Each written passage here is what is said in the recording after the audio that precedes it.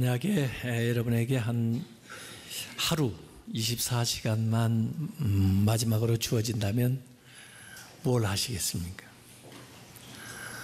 무슨 말씀을 하시겠습니까? 그렇게 많은 사람들에게 질문을 해봤습니다. 그랬더니 공통적으로 나온 답변이 사랑한다는 말을 하겠다.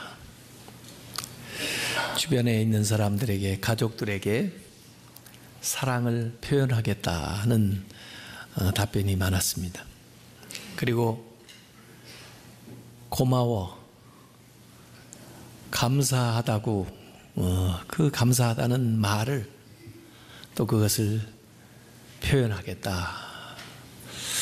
그게 많은 사람들이 대답한 겁니다. 아마 우리도 조사를 해보면 그런 답변이 나올 것 같아요. 고맙습니다. 사랑합니다. 이것은 가장 간단하면서도 가장 기본적이면서도 중요한 우리의 삶의 그 중심인 것 같습니다. 감사하는 삶을 살아야죠. 그 하버드 대학의 가드너 박사라는 사람이 다중지능 이론을 처음으로 발표를 했는데, 과거에는 주로 지능지수 IQ를 조사를 해가지고 그 지능지수가 높은 사람이 여러 가지로 우수하다 이렇게 얘기를 하고 그렇게 믿었습니다. 저도 초등학교 다닐 때 지능지수를 조사를 해봤는데 생각보다 적게 나왔더라고요. 그래서 좀 실망을 하고 이래가지고 뭘 하겠나 그런 생각을 한 적도 있었는데, 그 가드너 박사의 이론에 의하면 지능지수 높은 사람들 있지만 또 그거 못지않게 감성지수 EQ라는 거, 이 EQ가 높은 사람들이 예술적인 또 창의적인 이런 이제 능력이 많다는 거죠. 뭐 스포츠에 능력 있는 사람들도 있고요. 제가 윤리학을 공부하니까 윤리학 공부 그 이론 중에 그 도덕지능이라는 것도 있습니다. 모럴 코션트, MQ라고 하죠. 그래서 도덕지능이 높은 사람, 도덕성 있는 사람, 이런 사람들이 지도자가 될 가능성이 많고 또 그런 기업이 잘 된다 하는 게 이제 도덕지수로 평가를 하고 측정을 하고 그러죠. 요새 와서는 그 SQ, 소셜, 사회성 지수를 얘기하는 사람도 있습니다. 서로 관계를 잘 주고받으면서 사회성을 잘 키워나가야 그 다음에 훨씬 더 성공할 수 있는 가능성이 많다, 그런 거죠. 지난주 설교 제가 이 자리에는 없었지만 다 들었어요. 요새는 인터넷으로 실시간으로 다 들을 수가 있어요. 원파레 목사님 말씀하시는 거 보니까 그건 한마디로 말하면 역경지수예요. 고난 가운데 잘 견뎌내는 그런 사람들은 훨씬 더 성공할 가능성이 많죠. 그걸 역경지수라고 합니다. 근데 오늘 제가 얘기하고 싶은 것은 감사지수예요. Gratitude Quotient, GQ 이렇게 얘기하면 되겠네요. 감사하는 사람들이 훨씬 더 행복하게 삽니다. 성공할 확률이 훨씬 높습니다. 행복하게 살고 싶으시죠? 네, 감사하세요. 네, 모든 일에 감사하세요. 그래서 제가 행복 공식을 가르쳐 드리겠습니다. 행복 equal 감사 곱하기 성취, 그런데 나누기 원망입니다. 왜 대단한 성취를 이뤘는데 행복하지 않을까? 감사하는 것보다 원망이 많아서 나누어 가지고 그게 별로 남은 게 없는 거예요. 뭐 가진 건 별로 없는데, 성취한 것도 별로 없는데 왜 그 사람들이 행복하게 사나? 어느 통계에 의하면 저 벵글라데시 국민소득은 훨씬 더 떨어지는데 행복지수는 왜 높나? 더 많이 감사하니까. 그래서 감사하는 게 굉장히 중요합니다. 행복하게 살기를 원하세요? 감사하세요. 네.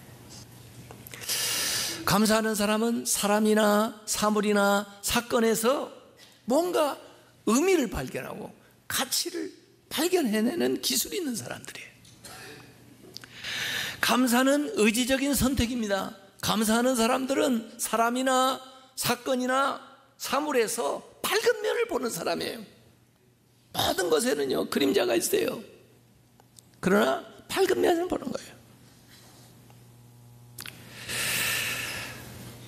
그래서 우리가 무슨 특별한 일에도 감사해야 되지만 보편적으로도 감사하는 삶을 늘 살아야 됩니다.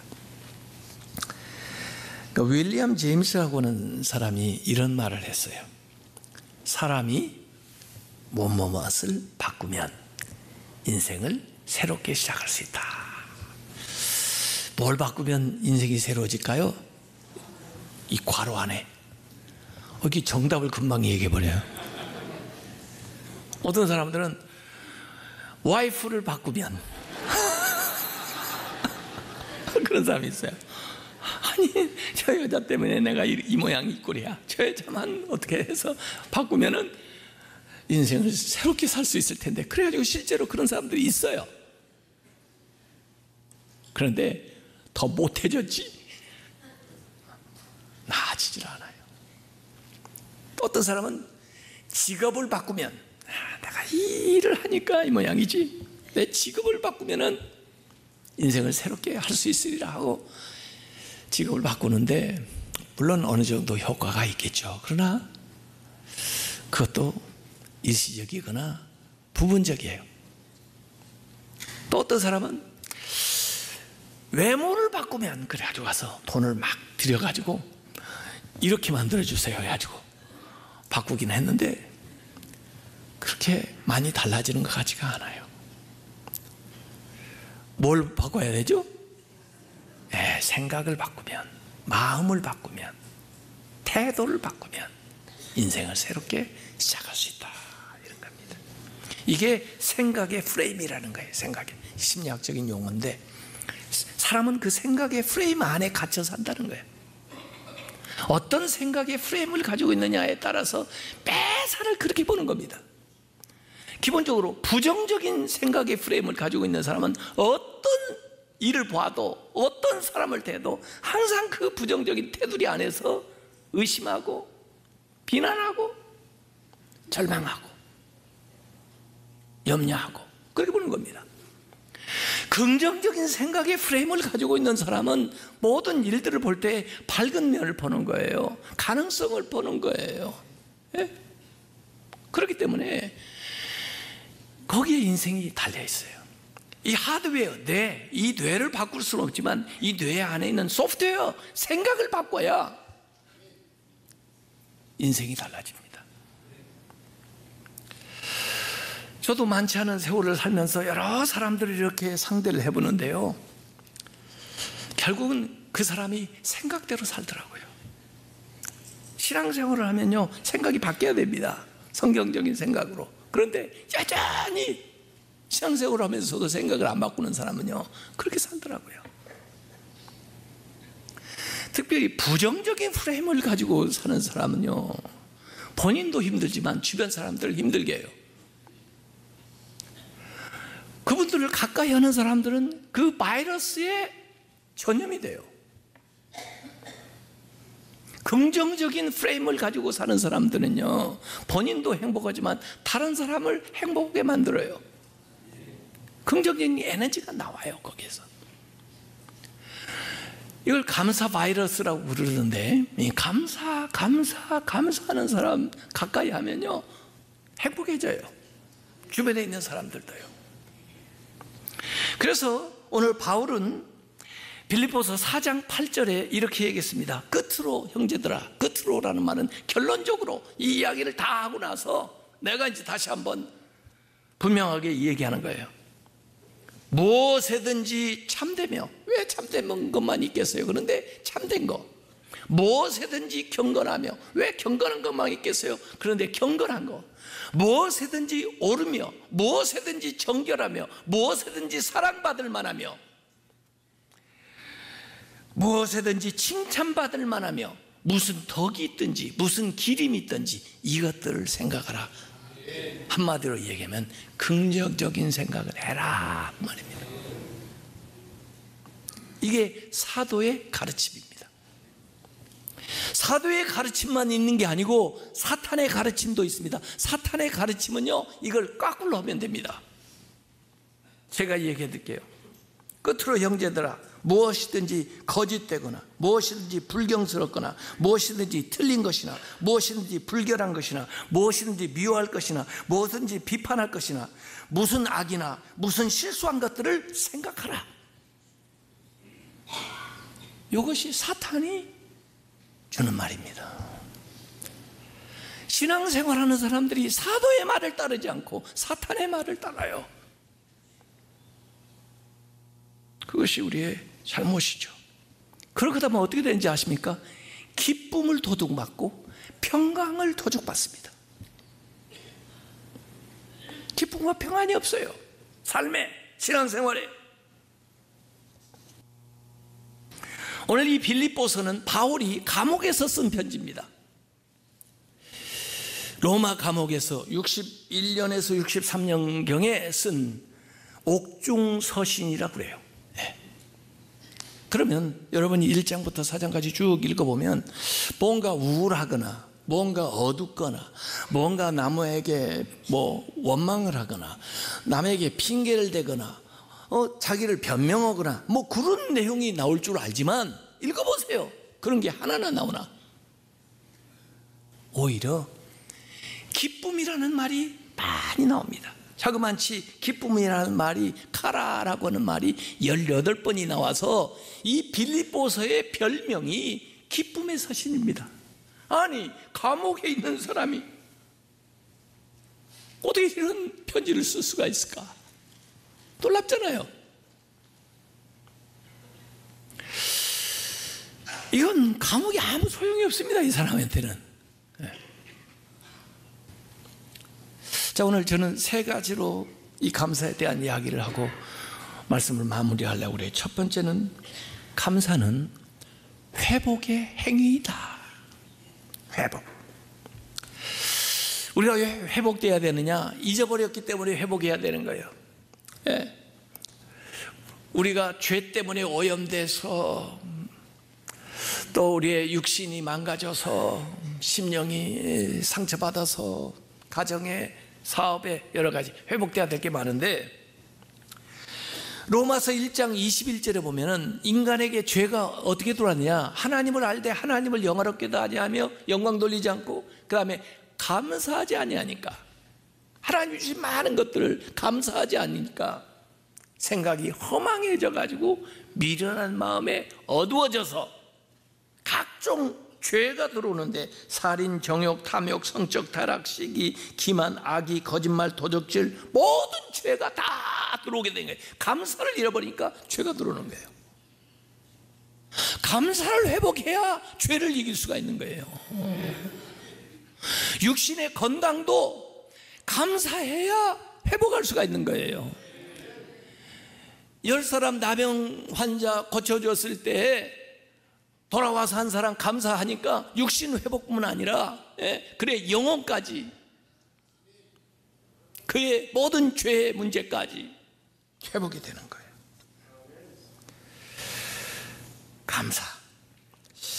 365 땡큐라는 책을 존 크렐릭이라는 분이 썼는데, 미국 분인데 미국 LA 대법원 판사로 30년 동안 종사를 하다가 이제 은퇴를 하고 변호사 사무실을 열었는데 아마 그것도 일종의 사업이니까 사업을 잘못했나 봐요. 파산 지경에 빠지고 결혼 생활도 파경에 이르고 두 아들과 사이도 아주 극도로 나빠지고 아파트 임대료도 내지 못할 그 지경으로 빠져서 지독한 우울증에 시달리고 있을 때 할아버지가 어렸을 때 자기에게 해준 이야기가 생각이 났답니다. 할아버지가 이렇게 얘기했어요. 네가 가지고 있는 것들에 대해서 감사하는 법을 배울 때까지 너는 원하는 것을 얻지 못할 것이다. 네게 허락된 모든 것에 대해서 감사하게 될 때야 네가 원하는 것을 얻을 수 있을 것이다. 그런 말이죠. 그래서 그러면 한번 매일 내가 감사할 수 있는 것을 한 번씩 찾아보자. 그래서 감사 프로젝트를 시작을 한 거예요. 하루에 한 가지씩 주위에 있는 사람들에게 감사 편지를 쓰는 겁니다.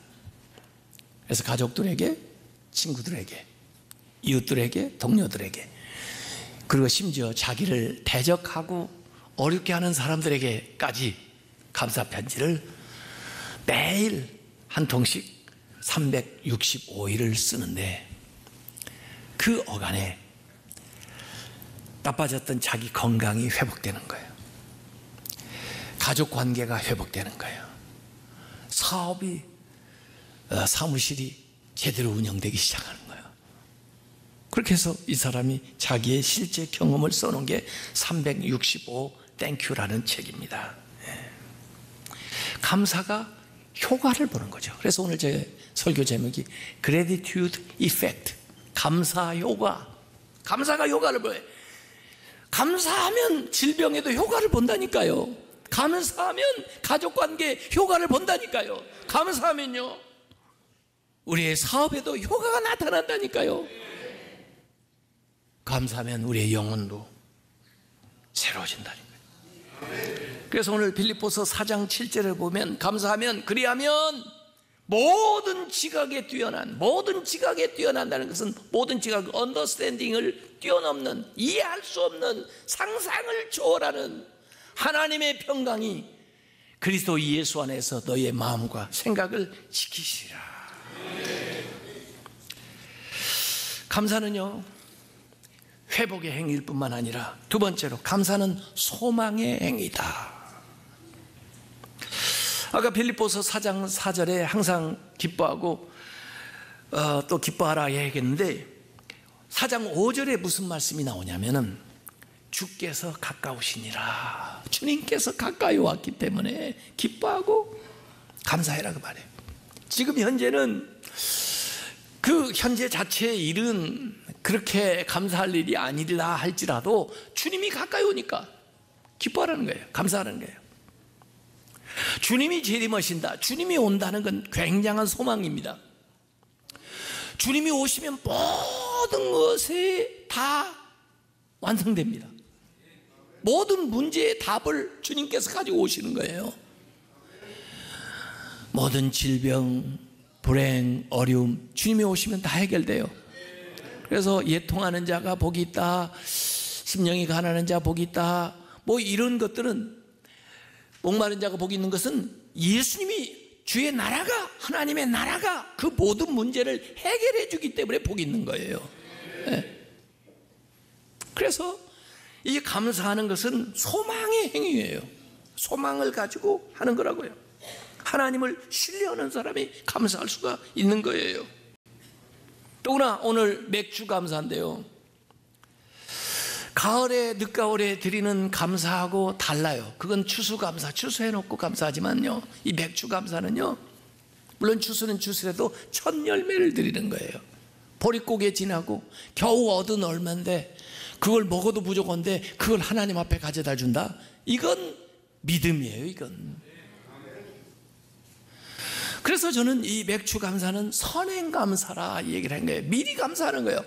첫 열매니까 두 번째 열매, 세 번째 열매, 계속해서 앞으로 열매가 계속될 거 아니에요. 그걸 믿는, 그걸 소망하는 행동으로 감사를 드리는 거니까 이게 선행 감사예요.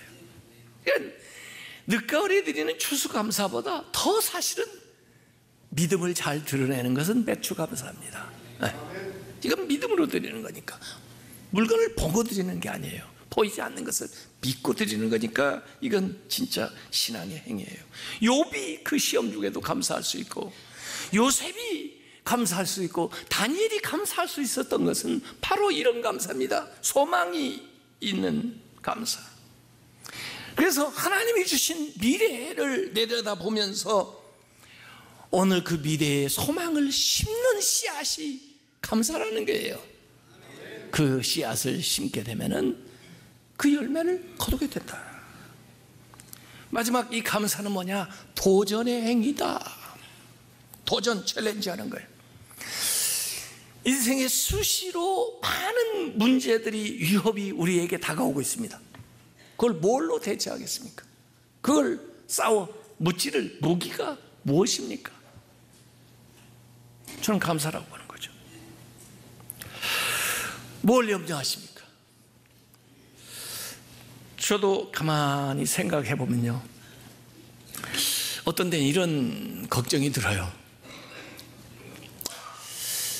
나이가 들어가면서 품위를 잊지 않고 살아갔으면 좋겠는데 이게 쉽지가 않잖아요. 그렇죠? 네.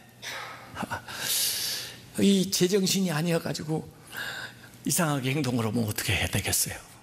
몸이 아파가지고 자기가 자기를 가를 수도 없으면 어떻게 되겠어요? 네? 그래, 다른 게 걱정이 아니라 이 품위 있게 살다가 나이 들었다가 품위 있게 죽었으면 좋겠는데, 이게 저는 걱정이에요. 여러분은 어떤 두려움이 있으세요? 은퇴한 다음에 또 재물에 대한, 가정에 대한 여러 가지 염려가 있을 수 있어요. 근데 그게 염려한다고 해결될 게 아니에요. 기도해야죠. 근데 기도할 때 어떻게 기도해야 되냐? 감사함으로 기도해라, 바울이 그래요. 감사로 기도해야 되는 거예요. 예수님도 우리에게 얘기를 했던 거 있어요. 무엇을 먹을까, 입을까, 마실까 염려하지 마라. 예? 그게 필수적인 거예요. 필수적인 것에 당연한 건데도 불구하고, 예? 염려하지 말아라. 그러면 염려 대신 뭐예요? 기도해라 그랬거든요. 염려하지 말고 뭐 하라고요? 기도하라. 염려하지 말고 기도하라. 염려하지 말고 기도하라. 언제까지? 그거 될 때까지. 염려하지 말고 기도하라. 염려하지 말고 기도하라. 바울도 오늘 빌립보서 4장 6절에 아무것도 염려하지 말고 다만 모든 일에 기도와 간구로 너희 구할 것을 어떻게 해요? 감사함으로 하나님께 아뢰라. 기도는 기도인데 감사 기도를 드리는 거예요. 오히려 지금까지 살아온 것처럼 앞으로도 주님의 은혜 안에서 말씀대로 살다가 하나님 부르신 날 주님께 평안하게 갈 줄로 믿습니다. 그렇게 해주실 줄로 믿고 감사합니다. 그렇게 기도해서 염려를 맡겨버리래요. 예? 지금까지 저의 필요를 모두 채워주신 것처럼 앞으로도 제 삶에 필요한 모든 것을 공급하셔서 주님 안에서 늘 감사하며 살게 해주실 줄로 믿습니다. 그렇게 기도해라는 거예요. 예? 염려는 염려로 해결이 안 되고 감사 기도로 해결이 된다, 이게. 그래서 감사는 두려움 없는 삶을 여는 열쇠다. 그래서 감사가 기적을 만들어내는 거예요. 감사가 모든 어려움에 도전해서 문제를 해결해요. 오병이어의 기적도 뭐예요? 이 많은 문제에 봉착했는데 이 조그마한 걸 가지고 하나님 앞에 감사하고 기도했더니 그 문제를 타결해 나가잖아요. 바울이 결론적으로 4장 9절에 이렇게 권면했습니다. 너희는 내게 배우고 받고 듣고 본 바를 네 가지를 얘기하고 행하라 그랬어요. practice, 실천해라 그랬습니다. 그리하면 평강의 하나님이 너희와 함께 계시리라. 앞에 기쁨을 얘기했고 여기 평강을 얘기했는데 바울에게서 이 기쁨과 평강이 어떻게 나타났나 보니까 감사기도 하는 거예요.